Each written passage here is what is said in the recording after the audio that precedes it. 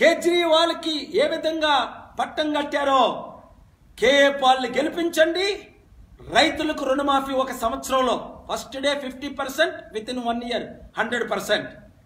చేనేత కార్మికులకు అలాగే డ్వాక్రా మహిళలకు ఫస్ట్ డే రుణమాఫీ 2.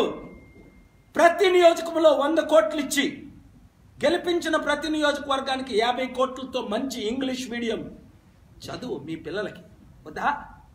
కావాలా? వాళ్ళు చేశారా? ఎప్పుడేం చేస్తారా?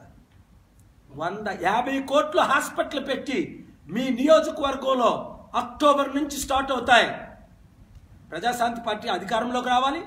100 సీట్లు మీరు గెలిపిస్తే తత్మ 75 సీట్లకు ఒక్క రూపాయి పంపించం చారిటీ డబ్బు. రుణమాఫీలు చేస్తాం అందరికీ సమానంగా. మళ్ళీ బాగా మీడియా వాళ్ళంతా బాగా గమనించి రాయండి. ఇది గెలిపించిన సీట్లకే అధికారులు. ఒక ఆయన అన్నారు, సార్ మీకు 40 సీట్లు వస్తే ఏంటి అని. ఇప్పుడిప్పుడే 40 సీట్ల 37 సీట్లు వస్తే దేవగౌడ గారు కొడుకు కుమారస్వామి ముఖ్యమంత్రి అయ్యాడు కర్ణాటకలో. 107 సీట్లు వచ్చిన బీజేపీ అవ్వలేదు, ఒకరోజు అయ్యాడు. ఎవరు? యడియూరప్ప. 77 సీట్లు వచ్చిన కాంగ్రెస్ వాళ్ళు అవ్వలేదు. ఇది దేశ రాజకీయ పొలిటికల్ పొజిషన్. అయ్యా క్యాండిడేట్లారా, జంప్ జలానిలాగా మీరు ఇటు అటు జంప్ చేయకండి. కాంగ్రెస్ పార్టీ భూస్థాపితం అయిపోతుందని 10 సంవత్సరాలు చెప్పాను, అయిపోయింది. ఇప్పుడు వైసీపీ పార్టీ, తెలుగుదేశం పార్టీ భూస్థాపితాలు అయిపోతాయి.